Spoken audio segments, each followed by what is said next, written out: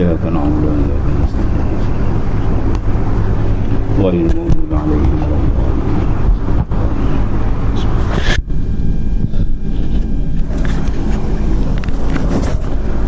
Sahabat.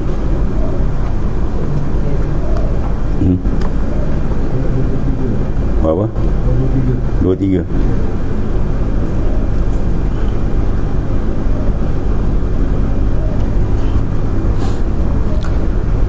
Bismillahirrahmanirrahim. Qala ma'alif rahimahullah ta'ala wa adaman nafa'ati wa bi'ulumihi bidain amin.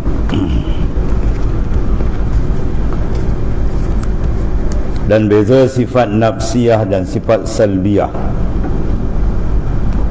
Apa perbezaan antara dua sifat nafsiyah dengan salbiyah?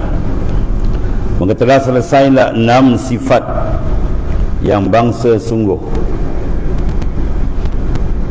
Iaitulah sifat wujud satu, kemudian waham satu, ba'daha salbiyatun, dan 5 selepas daripada itu ialah salbiyah. Dia ada 6 sifat. Maka telah selesai 6 sifat yang bangsa sungguh dan sungeti jua atau sungeti. Bangsa sungguh lah, mana dia tidak naik tangga wujudi, ya, dia tangga hal mungkin.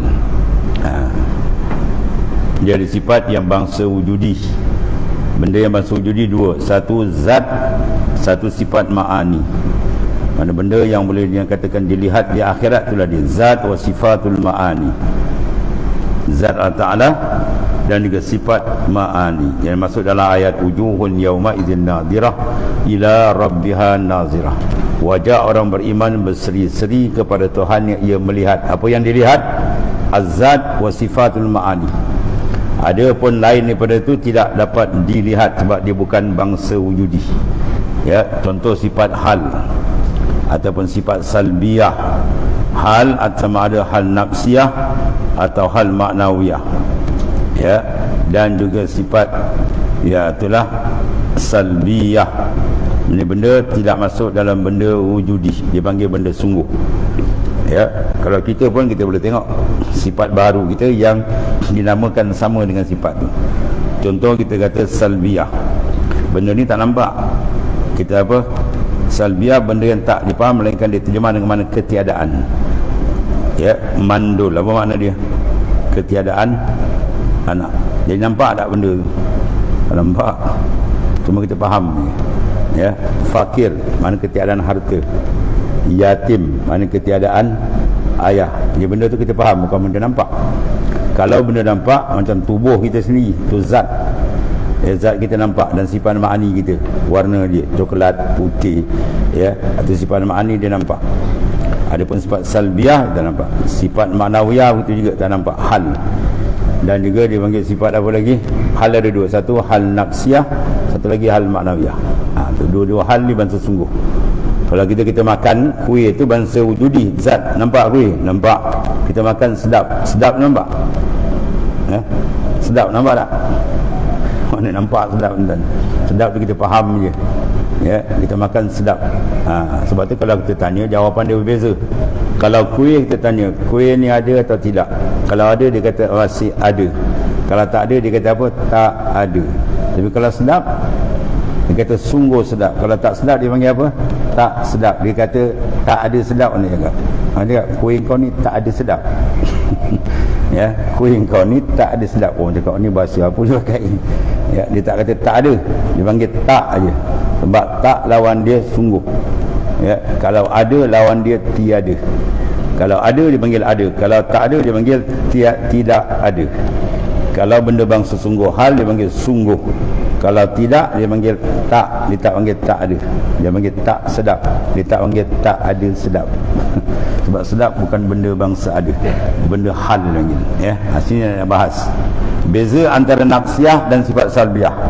Nafsiyah sifat hal, ya, bangsa sungguh. Salbiyah juga benda yang tidak naik tangga wujudi.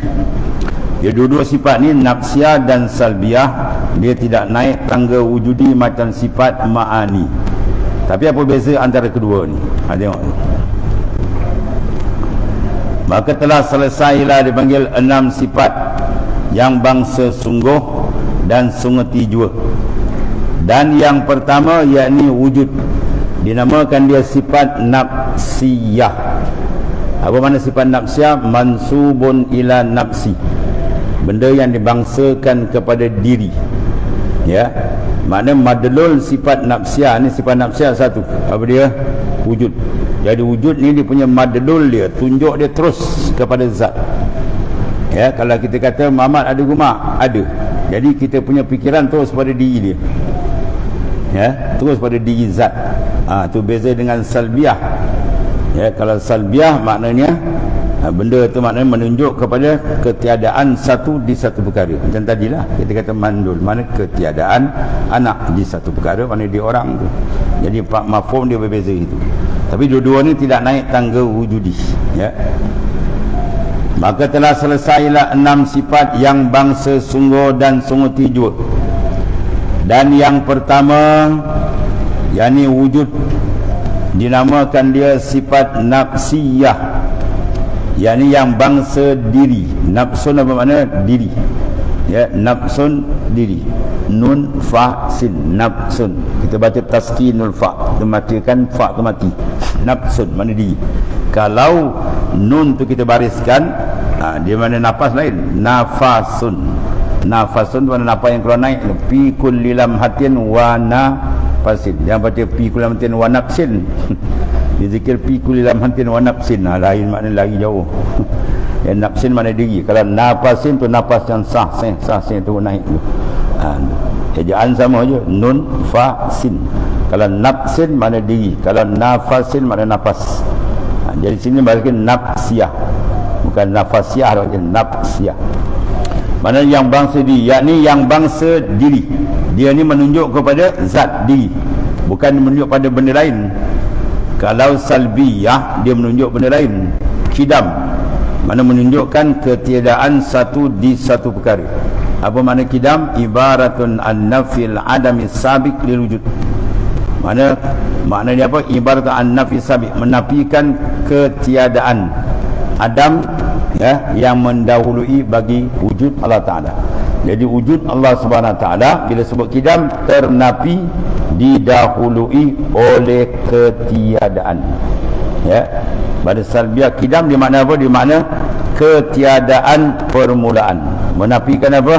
Ketiadaan permulaan. Di mana? Di zat dan sifat Tuhan.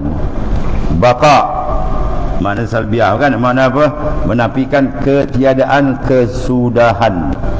Ya, mukhalafah, dinafi apa? Ketiadaan menyamai. Wahdaniyat, dinafi apa? Ketiadaan berbilang-bilang. Mana tunggal. Itu makna sifat salbiah. Ya, salbiah makna menafikan satu di satu. Mana ternafi. Kita sebut, kita faham. Tak ada benda tu di Tuhan. Ya, apa tak berlaku di Tuhan? Baharu, binasa, menyerupai, berbilang, itu semua benda tak ada di Tuhan. Pes. Itu maknanya beza antara sifat nafsiyah dan salbiah. Yang ni bangsa diri, bukan ia satu perkara yang lebih atas dirinya Allah Ta'ala. Kalau lebih satu perkara lain, macam kita kata sifat ma'ani. Sifat ma'ani menunjukkan satu perkara ada di satu perkara. Kudrat, maknanya apa? Ada satu perkara, sifat tu. Sebab sifat kudrat dipanggil sifatun wujudiyatun qa'imatun bizati. Kudrat mana sifatun wujudiyah, sifat yang ada di zat Allah Ta'ala. Iradat, ilmu, hayat, 7 sifat mani sama tu. Ya.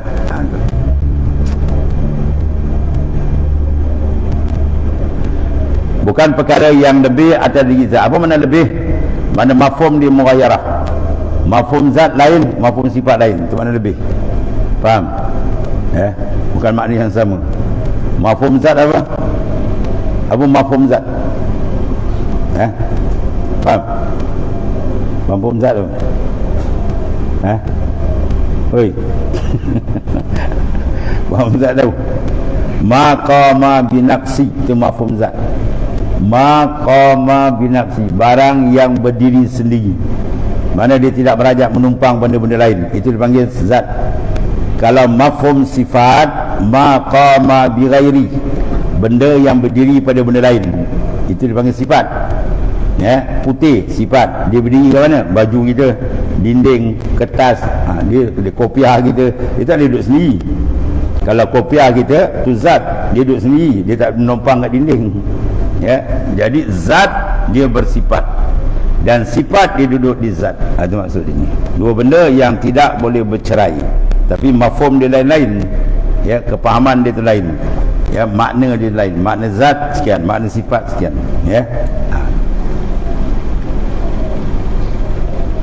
Dan ada ia padanya Ta'ala seperti apa benda yang ada, seperti kudrah, iradah, ilah. Ilah tu mana apa? Ila akhirih, sampai habislah sifat kudrat, iradat, ilmu, hayat, sama bahasa kalam tu. Itu makna apa dia kata? Beza tu. Maka tiada hanya terkena pada amrun i'tibari.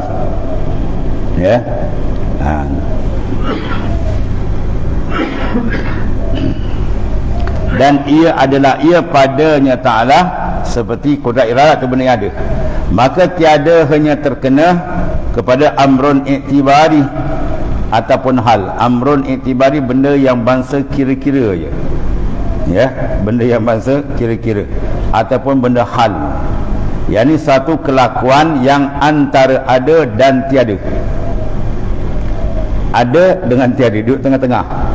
Nak kata ada, tak nampak. Nak nafi kata tak ada, tak boleh. Faham? Itu hal.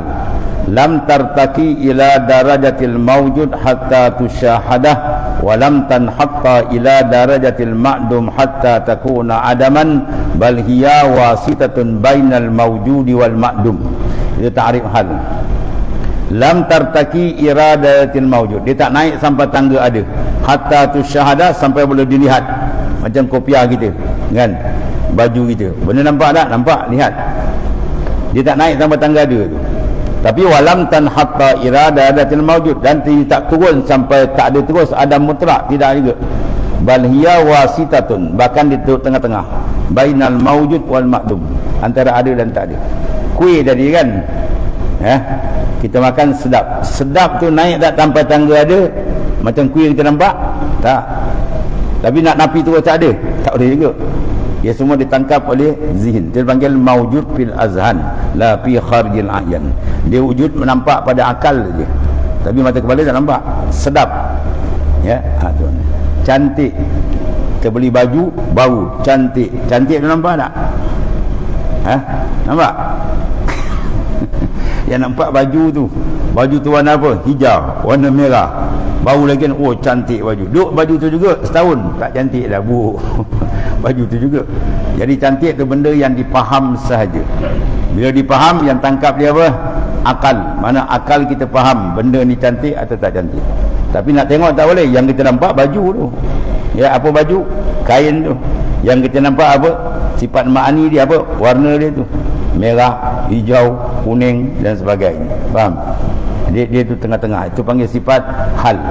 Sifat hal, dia tak naik tangga ada sampai dilihat. Lam tartaki ila darajatil mawjud hatta tusyahadah. Dia tak naik tangga ada sampai nampak dilihat mata kepala.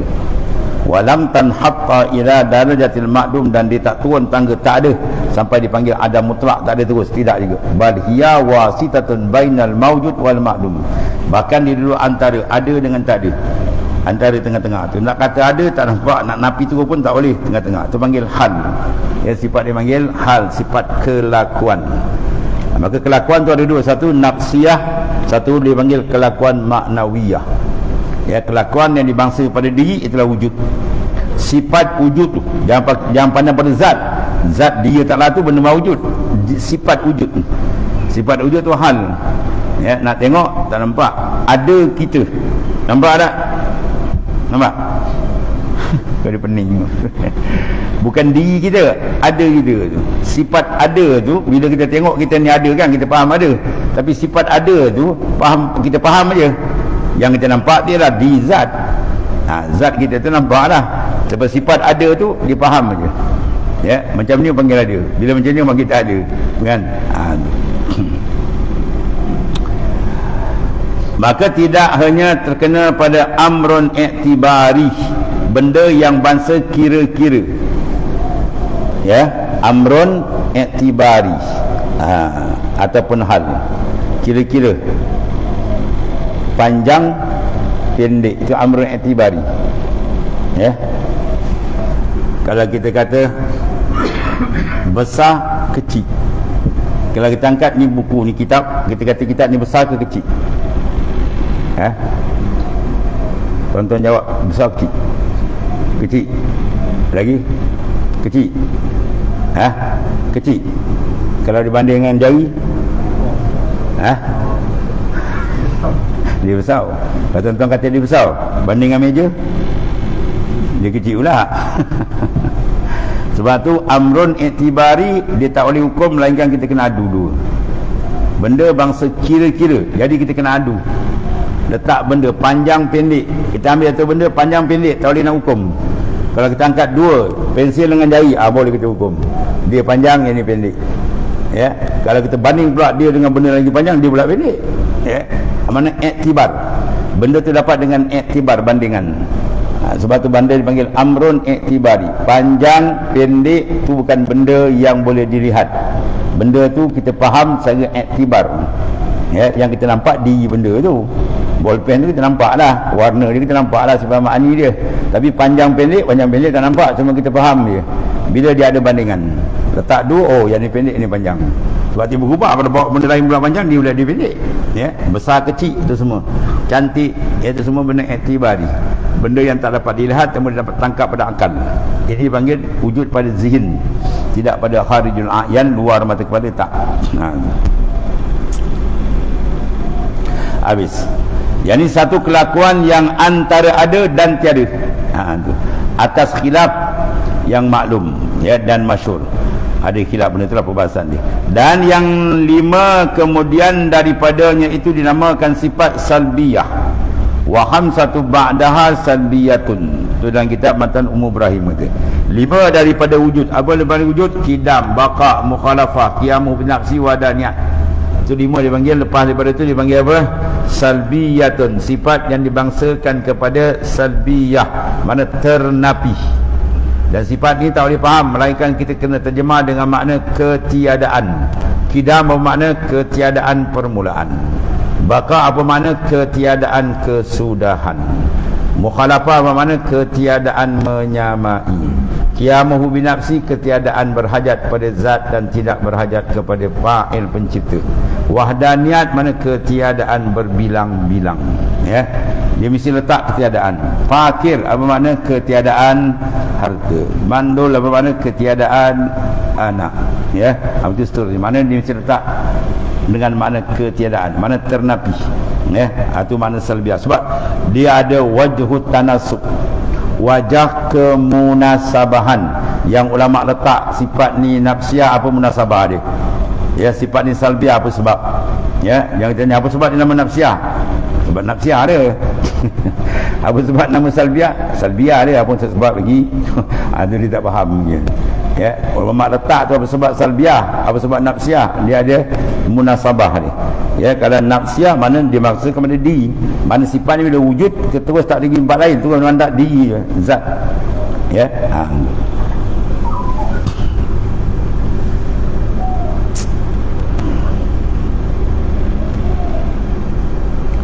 Dan beza antara sifat nafsiyah dan salbiyah, beza antara dua sifat salbiyah dan nafsiyah.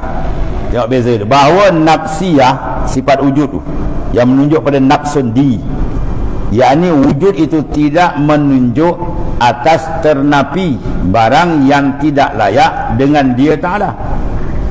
Mana wujud dia tidak tunjuk pada benda yang menafikan benda yang tak ada, berlainan dengan kidam.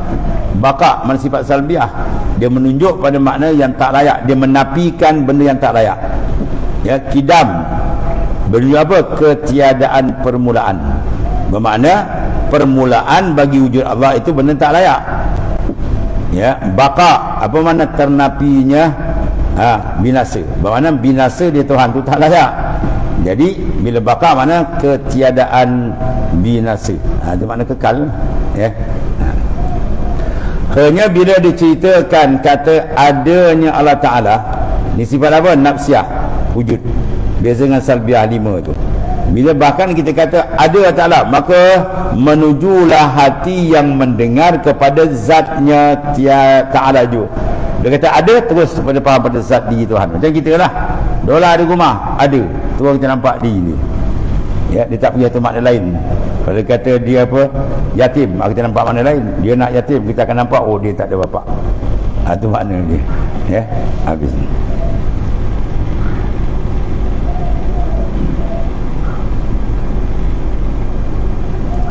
Adapun pada salbiyah seperti kidam, tengok beza dengan wujud tadi. Wujud tersebut ada terus pada diri zat kita pandang. Adapun kidam menunjuklah hati yang mendengar orang cerita kata sedia. Kidam bermakna sedia Ta'ala kepada ternapi awal. Kidam mana sedia, bermakna wujud Ta'ala tu sedia dengan mana apa? Asli berbanding wujud makhluk. Wujud makhluk bukan kidam, lawan dia apa? Kudus, baru. Bermakna wujud kita bukan asli, wujud kita baru datang, asal tak ada.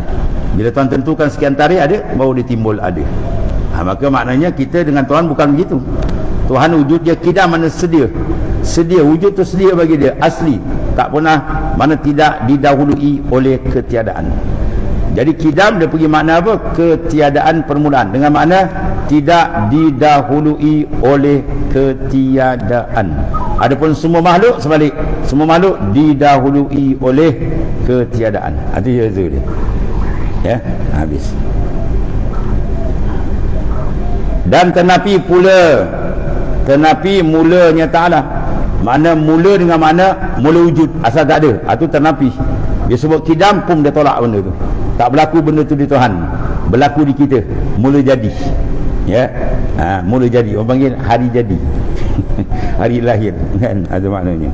Asal lagi dia tak lahir. Habis. Dan kiaslah yang lagi-lagi, mana baqa mukhalafah tuan. Bila kita sebut dia baqa, tu kita tangkap ketiadaan kesudahan. Mana zat dan sifat Tuhan tidak bertembung dengan kesudahan, dengan makna tidak binasa, dia kekal, itu makna baqa. Adapun kita tidak, kita dipanggil fani, fana, mana kita akan bertembung dengan satu masa habis. Ya, iaitulah ajal sampai iza ajaluhum la yastakhiruna sa'atan wa la yastaqdimun. Sampai ajal tak boleh lagi, tak cepat dalam matnam habis. Bermakna ada tarikh akhir, ya, tarikh luput tu yang gini. Kidam, baqa, mukhalafah itu juga. Mana disebut mukhalafah dia terus kita faham zat dan sifat Tuhan ni ketiadaan menyamai. Dia tidak sama dengan siapa pun. Ya, dia tidak bertempat. Kalau duduk atas aras dia bertempat. Sebab Wahabi bengong dia kata duduk atas aras. Itu Wahabi bengongnya pakai.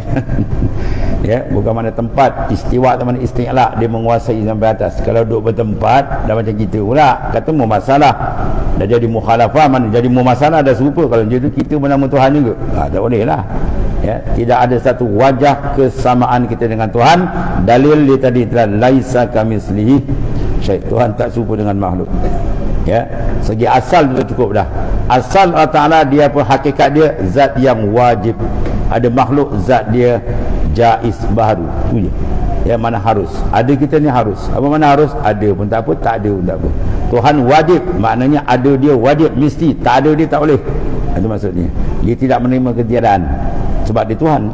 Kalau boleh menerima ketiadaan, tu bukan Tuhan. Kalau boleh menerima tak ada je, tu bukan Tuhan. Tuhan dia tetap ada, sedia dan takkan binasa. Itu panggil Tuhan. Kalau boleh menerima kebinasaan, menerima tak ada, sama ada dulu atau kemudian, itu bukan Tuhan. Ya. Siapa yang mentikatkan itu Tuhan, itu bukan Tuhan, itu hantu. Ya. Tokom bahala itu hantu setan. Sebab tu salah orang bertanya siapa jadikan Tuhan. Kalau kata Tuhan tu kena jadi, bermakna asal dia tak ada. Bila tak ada, tu bukan Tuhan, tu makhluk. Ya, dijadikan makhluk. Sebab tu siapa jadi Tuhan, soalan tu soalan paling gila dalam dunia ni. Dan orang yang paling bodoh dalam dunia dia akan soalkan. Kalau soal siapa jadi Tuhan, kau ni orang paling bodoh dan bebal bin campur bahlul. Cakap dia macam tu. Ya, soalan tu salah. Ya. Sama lah kalau kita buat misal, mak dan bapak saya kahwin dulu, saya lah hantar surat jemputan. Nul. kau ni gila tu, mak kau kahwin kau tak nyebutan. Macam tu lah kalau kau tanya siapa jadikan Tuhan, macam tu lah gila. Kau kata Tuhan, lepas tu kau tanya siapa jadi. Dia sebut Tuhan, dia tak boleh soal siapa jadi. Dia penjadi, bukan dia dijadi. Kalau dia kena jadi, dia bukan Tuhan, dia jadi makhluk. Apa makna makhluk? Allazi khuliqah, yang dijadi, ya. Dia orang pakai akal je tu lah, ya. Pahaman-pahaman apa sekular dan sebagainya, yang tak pakai pada, tak berpandu Quran, dia mula nak ikut pada wan jadi. Habis Tuhan siapa jadi? Ni dia timbul tu. Yang kita tanya dia, yang kau tanya jadi tu makhluk, yang ni makhluk ke Tuhan tanya dia. Pada nama Tuhan apa pasal kau tanya lagi siapa jadi? Kalau jadi maknanya melarat kan. Bila dia kena jadi, mana dia makhluk, dia baharu, dia berhajat. Itu bukan Tuhan. Tuhan tempat dihajati, bukan dia berhajat.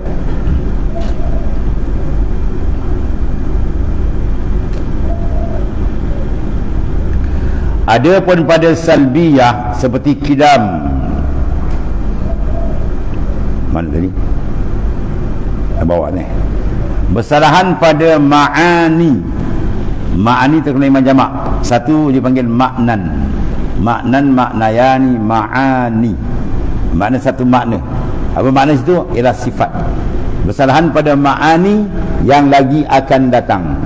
Seperti seorang cerita kata Allah Ta'ala bersifat dengan kudrah, masalan, contoh dia, maka menujulah hati. Kalau wujud tadi ada, hati kita terus menuju kepada apa? Diri zat. Itu dipanggil nafsun diri, sebab dinamakan sifat itu nafsiyah, mansubun ila nafsi. Itu wajhut tanasub, wajah kemunasabahan. Kenapa ulama letakkan ni nafsiyah, ni salbiyah, ya, turut pada diri. Kalau salbiyah mana ibarat mana ternapi, kidam ternapi baharu, bakak ternapi binasa, mukhalafat ternapi menyamai. Kalau ma'ani pula dia makna. Bila sebut aja makni pam, hati kita terus pergi pada apa? Ada satu perkara di satu perkara. Itu. Manakala menuju hati kita kepada satu perkara yang ada pada zat. Mana satu perkara ialah zat. Adanya satu perkara di satu perkara. Ada satu perkara apa? Sifat makni. Di satu perkara mana di zat. Itu maksudnya. Ya, mana benda yang maujud. Itu yang kita lihat di akhirat besok. Zat wa sifatul ma'ani. Cara melihat itu serah kepada Allah. Sebab melihat yang baru akan yang qadim. Itulah paling dahsyat, ya, dan tidak ada persamaan dengan makhluk, ya. Satu penglihatan dan nikmat yang paling besar, ya. Makhluk melihat Tuhan ni apa tak besar. Yang ni kita lihat makhluk sama makhluk, hebat cantik pun makhluk nama Tuhan, ya. Mana nak sama dengan Khalik, pencipta yang maha dahsyat. Maka bersalahan pada ma'ani yang lagi akan datang. Seperti seorang cerita kata Allah Ta'ala bersifat dengan kudrah, masalan, Allah Ta'ala bersifat dengan kudrah, maka menujulah hati kita. Bila orang sebut pam, hati kita terus tuju pergi tangkap apa? Satu perkara. Kudrat mana satu perkara? Ada pada zat. Itu dia. Zat tu satu perkara. Mana zat lah? Kita faham terus ada. Sebab tu bila sifat, kalau kita kata apa? Salbiyah. Kalau terjemah dia wujud. Apa tarik wujud? Sifatun sabitatun. Kalau kudrat, sifat makni sampai pada kalam. Kalau kata kudrat apa mana? Sifatun wujudiyatun. Tengok ada beza tak tu? Ada beza tak? Ada beza tak? Hei, bertidur. Adalah beza kan. Sabit dengan wujud kan beza. Sifatun sabitatun dengan sifatun wujudiyatun kan beza. Kalau kudrat sifatun wujudiyatun, sifat yang wujudi, yang ada. Kalau wujud tadi sifat wujud, sifat dia tu kan diri zat, sifat tu ialah sifatun sabitatun, ya. Kaunuhu qadiran, kaunuhu muridan, sampai kaunuhu mutakaliman. Takrif dia apa? Kaunuhu qadiran apa? Sifatun sabitatun, ya, lizati, sifat yang sabit bagi zat. Kalau kudrat lain, sifatun wujudiyatun, sifat yang wujud bagi zat, yang ada bagi zat. Dua beza. Baru dengan takrif lain. Sebab tu al-alimu al-lamah, tuan guru kita Sayyid Syekh Abdul Rashid. Dia kata kalau kau baca kitab, tengok ibarat kitab. Ibarat kau perhati, kalau tak kau tak faham. Ya, tengok ibarat. Tadi ibarat dengan apa? Sabitatun, yang ibarat dengan wujudiyatun. Kan beza tu. Ya, beza. Ini sabit, yang ni maujud. Bersarahan pada ma'ani yang lagi akan datang. Seperti seorang cerita kepada kata Allah Ta'ala bersifat dengan kudrah masalan, Allah Ta'ala bersifat kudrat, maka terus hati kita tuju kepada ada satu perkara yang ada pada zat Allah Ta'ala, dan menujulah kita kepada zat Allah Ta'ala, mana zat yang yattasif bil kudrah, bersifat dengan kudrat, dengan jalan lazim terus nampak, iaitu tiap-tiap sifat ma'ani, ya. Kalau satu dipanggil kudrat, dipanggil maknan, ya. Kalau dia dah banyak kudrat, iradat, ilmu, hayat, sama, basar, kalam, 7 tu dipanggil ma'ani. Tentu ada zat yang ada sifat itu padanya. Bagaimana kita sebut sab kudrat, kita nampak dah maknanya kudrat ialah apa? Satu sifat yang qamah ataupun yang mawjud pada zat Allah Ta'ala, ya. Jadi mana mawjud pada zat, dengan sini kita nampak zat yattasif bil kudrah, zat yang bersifat dengan kudrat. Habis. Kemudian hendaklah kamu sedar dan tahu bahawasanya sifat nafsiyah dan salbiyah itu sungguh pun bukan perkara yang ada pada Allah Ta'ala, bukan perkara wujudi, maka dinamakan sifat jua, ya, dinamakan sifat jua, sedangkan perkara itu bukan benda yang wujudi, ya. Kita kata apa? Mandul tu benda wujudi ke? Tak, bukan benda ada, cuma benda faham je, tak ada anak apa kita. Tapi kenapa dipanggil sifat? Sebab apa dipanggil kidam tu sifat, sedangkan kidam tu kan benda wujudi, bukan benda ada. Semua perkhabaran menceritakan zat dan sifat Ta'ala tidak ada permulaan, zat dan sifat Tuhan tidak ada kesudahan, zat dan sifat Tuhan tidak menyamai. Dia cerita tu je. Tapi kenapa dinamakan sifat juga, macam nama sifat makni juga nama sifat? Kerana makna sifat itu ialah barang yang bersangkut paut dengan zat. Oleh kerana kidam baka ni benda yang ada sangkutan, ya, benda yang ada, ya, ta'allaq, dia ada bertakluk, berhubung dengan makna zat, maka dinamakan sifat juga. Sebab oleh kerana itu dibezakanlah sifat-sifat tadilah. Sama ada dengan jalan ada macam sifat ma'ani, ya, ada padanya, atau semata-mata reti. Sifat ni semata-mata faham. Sebab tu dia kata ada sifat ni yang maujud dipanggil zihnan la kharijul a'yan. Dia maujud pada zihin, tidak pada kharijul a'yan. Ada yang maujud pada zihin dan kharijul a'yan. Yang maujud pada zihin, pada akal dan mata kepala boleh tengok, ialah zat dan sifat makni je. Yang lain disabit pada zihin, pada akal. Kita faham, cantik, sedap, itu semua akal. Nak tengok dah nampak kan? Sama ada dengan jalan ada padanya sifat makni, atau semata reti, yang suku, mana reti yang berasing, dia bukan jenis sifat, ya, dan tambah di atasnya macam hal, ya. Itu dia punya perbezaan antara sifat wujudi dan sifat hal. Baik, dibuat misal seperti seorang yang bernama Abdullah, ya. Ianya ada dan putih tubuhnya dan mandul ia. Tiga sifat dia bawa. Maka ada dia itu dinamakan sifat dia juga, ya, tetapi semata-mata reti. Kita tengok macam ni objek ada diri dia, kita panggil ada, kan? Yang kita nampak tu diri dia zat, ya, warna dia putih tu makni dia. Kemudian dia tak ada anak, orang panggil dia faham, reti je. Tak ada anak, mana bukan anak dia nampak, tak ada anak, tapi kita faham. Itu maksud dia, ya. Jadi kita dikatakan sifat itu juga, tetapi yang sama-sama reti je. Reti makna apa reti? Akal saja faham, tidak nampak dilihat. Itu maksud reti sahaja, ya. Itu dipanggil mawujud pada zihin, tidak pada a'yan, pada mata luar tak. Dan putih tubuh itu sifat yang bangsa ada pada zat. Putih tubuh itu sifat makni dia, ya, mana benda yang ada pada zat dia.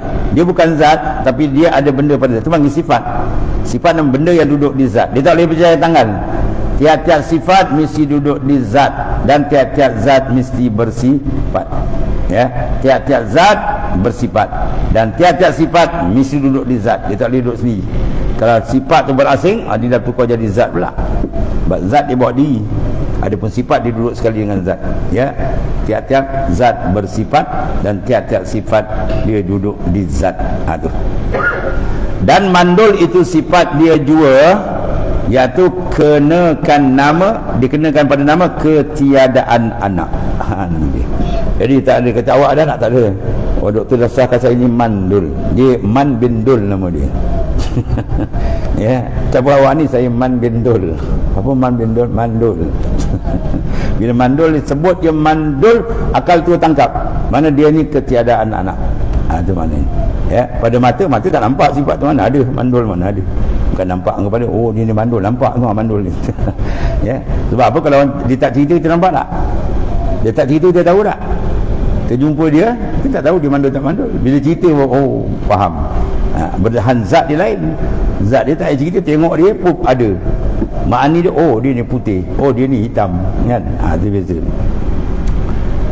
Hendaklah kamu perhati dengan sehalus-halus, kata tuan-puan. Perhati baik ni untuk faham. Jadi sini apa tadi? Zat itu benda wujudi. Warna dia putih, itu sifat ma'ani dia. Kemudian mandul itu sifat salbiyah. Itu. Habis.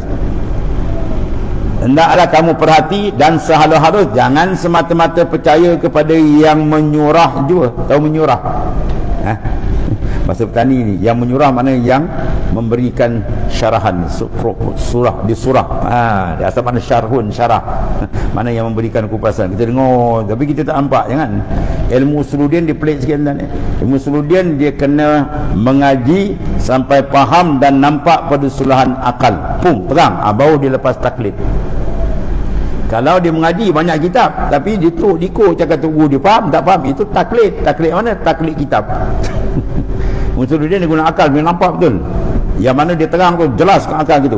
Baru kita tak ada taklid siapa, kita faham betul.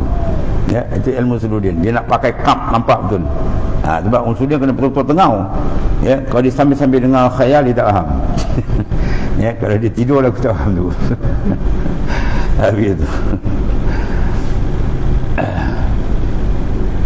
Jadi amrullah tadi, kan? Kita nampak misal tu. Dan taklah kamu membanyakkan misal-misal pula. Ya. Tiap-tiap ilmu tu. Sebab misal tu apa? La yukhassas, dia tidak ditaksis satu, banyak boleh. Sama telah, sama lagi makna pula pada ini ilmu usuluddin, sebab dia memakai pada akal kita.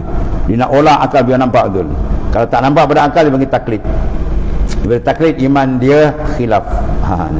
Ada setengah sah, ada setengah tidak sebagaimana telah lalu. Maka tiadalah orang yang tak suka pada membanyakkan misal-misal itu, melainkan orang yang bodoh-bodoh jua. Banyak misal sikit dah lah. Lagi misal banyak lagi terang. Ya, kita bawa misal satu, tambah okey, bawa misal lagi terang. Lagi terang. Tu cerdik. Kita nak misal tu dia bodoh ni. Habis. Dan yang membuat-buat reti dan sombong juga. Ada ayat misal banyak-banyak, satu dah lah. Tu orang sombong mungkin. Orang pergi buat misal lagi terang, kan? Maka sentiasalah orang itu di dalam dalam jahil, dan memejam ia akan mata-mata yang lain. Dia nak bodohkan orang lain pula macam dia, ya. Habis tu pesanan bagi tuan pengarang. Maknanya apa? Dia suruh kita apa? Faham betul-betul. Bahawa usuluddin ni kalau di satu kitab je, kita faham betul-betul takrif dia apa semua. Kitab lain kita tengok boleh faham. Ya. Sebab dia kaedah dia sama. Dia ngaji 10 kitab tapi tak faham. Pak kita pakai kilit sampai 20 ketiak tak faham. Baik ilmu usuluddin berpegangan. Ya. Bila pegangan nakkan kepahaman. Macam mana seorang tu boleh pegang kalau dia tak faham? Dia tak faham. Sebab orang tanya dia faham, boleh faham. Baru dia boleh pegang. Ya, kalau dia tak faham dia nak pegang macam mana? Maka tidakkah di dalam Quran yang mulia itu ada beberapa banyak ayat-ayat, mana bukan satu, yang dinamakan dia ibaratul amsal. Ibaratul amsal mana ibarat-ibarat yang dalam bentuk pemisalan. Ya, apa ra'aita manita. Tuan kata apa lagi? Banyak misal kan? Qulin zuru ila samawati wal ard. Sila pandang pada langit bumi. Semua tuan bawa misal-misal contoh-contoh yang boleh lagi terang maknanya. Itu ayat-ayat yang menyatakan misal-misal bahagian-bahagian hal anu-anu. Seperti firmannya pada misal orang yang munafik. Itu misal. Masalu. Itu mana misal? Masaluhum kamasalil lazis tauqada nara. Perumpamaan. Mana misal? Orang munafik itu mana misal? Seperti orang-orang yang menghangat ia akan api. Hingga akhir ayat itu. Ya. Jadi maknanya orang-orang munafik begitulah misalnya. Jadi seperti orang yang istauqadana naran, ya. Bila dia kerja-kerja tak ada pun, dan ya tertipu maknanya, ya. Mata dunia dia pun menipu diri dia. Dia tidak benar-benar memegang jalan yang sebenar. Dia zahir-zahir saja beriman, padahal dia kafir dengan Ta'ala. Sebab mana munafik apa? Izharul iman wa idmaruh kufrah. Dia menzahirkan keimanan tapi dia menyembunyikan kekafiran yang ada pada dalam qalbi dia tadi tu. Maka Tuhan misalkan dia macam tu. Dan banyak Tuhan misalkan orang yang berpegang tidak kepada Allah, maka Tuhan misalkan kehinaan dia. Masalul ladzina takhazu min dunillahi awliya kamasalil ankabut ittakhazat baita wa inna awhanal buyut la baitul ankabut law kanu ya'lamun. Perumpamaan orang yang berpegang selain dari Allah Ta'ala, dia pegang pada kekuatan diri dia, pada makhluk, kamasalil ankabut, macam laba-laba ittakhazat baitan, yang membuat rumah. Laba-laba dijahit sarang ni kan, wah, kat pokok dia ingat dia dapat melindung panas dan hujan. Bila panas dia lopos, bila hujan dia dia panas dan dia ngeletik panas. Sebab apa? Tak ada faedah. Macam laba-laba ittakhazat baita, ya, dia nak berlindung pada rumah. Jawab hasil tak terhasil. Itu perumpamaan Tuhan banding itu, ya. Kemudian Tuhan pun letakkan hukum dia. Wa inna auhanal buyut la baitul ankabut, serapuh-rapuh rumah ialah rumah laba-laba. Lau kanu ya'lamun, kalau kamu faham. Kalau bahasa halus sikit, kalau kamu ada kepala otak. Tu bahasa halus sikit. Kalau kamu ada kepala otak, kau fikir, kau jangan bersandar pada makhluk.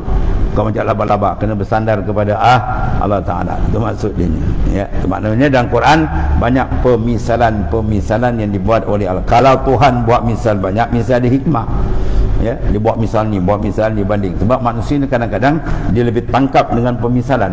Terutama orang Melayu. Sebab orang Melayu kebanyakannya pemalas membaca. Jadi buka cerita kartun dia faham. Tengok kartun, oh dah apa. Ya. Kalau kempen pilihan raya buat cerita kartun ni orang Melayu faham. Kalau bagi kertas 5 lembar mampu dia tak baca kan. Wah, apa isunya penet nak baca kan. Dia bukan gambar kartun ni. Oh, dia faham. Sebab apa? Sebab kartun ni tunjuk misal gini-gini, oh dia faham kan. Suruh baca banyak-banyak malah dia baca. Kan. Itu makna pemisalan tu penting. Bila ada misal lagi wadih, mana lagi terang. Demikianlah beberapa banyak lagi ayat-ayat di dalam Al-Quran yang menyatakan misal-misal. Ya, kata Tuan Pengarang, wallahu a'lam, ya, Allah Ta'ala saja yang mengetahui. Ada ilmu sesat, dia kata tengok tok-tok guru mengajar di masjid, di surau, dia dah ngajar, kemudian kata wallahu a'lam. Ini apa dia tu? Tu ilmu sesat je kat. Dia nak samakan dengan orang tanya, awak tahu tak gumam Muhammad bin Saleh? Wallahu a'lam. Itu wallahu a'lam tak tahu. Bukan? Di sini wallahu a'lam bukan makna macam tu. Ya, bukan makna macam tu, saya tak tahu, bukan. Makna wallahu a'lam di sini dipanggil siratut tabarri. Dipanggil sirah tabarri. Sirah lepas kita berlepas diri bahawasanya kita ni tak ada ilmu, yang kita tahu sekadar tu je. Mana Allah Ta'ala lebih mengata, itu maksud dia. Ini dia kata wallahu a'lam, betul. Dia dah ngajar, dia kata wallahu a'lam. Dia ngakalkan orang jahat tu, ilmu sesat ni, ya. Sama juga macam orang hantar mayat, dia lepas mayat, dia kata apa kamu saksi mayat? Wallahu a'lam gitu. Pengajar dia. Orang kata khair baik, dia kata wallahu a'lam, kan. Bila wallahu a'lam, kita tengok dia semayang tidak kan, kata baik pula bohong gitu. Sebab dia tak faham. Sebab kata situ apa? Khair situ maknanya bukan satu lapas dia pergi apa makna apa? Makna khabari. Khabari makna baik tak baik. Itu khabar betul baik, bukan makna itu. Baik itu dengan makna apa? Insya ia lafzan, doa ia maknan. Makna doa itu. Apa kamu saksikan mayat? Baik. Maksud dia apa? Doa. Mudah-mudahan dia diberi kebaikan. Itu maksud dia. Kerana kalau dia orang baik, biar dia lagi baik. Kalau dia tersilap, mudah-mudahan Tuhan ampunkan dosa dia. Itu makna baik itu.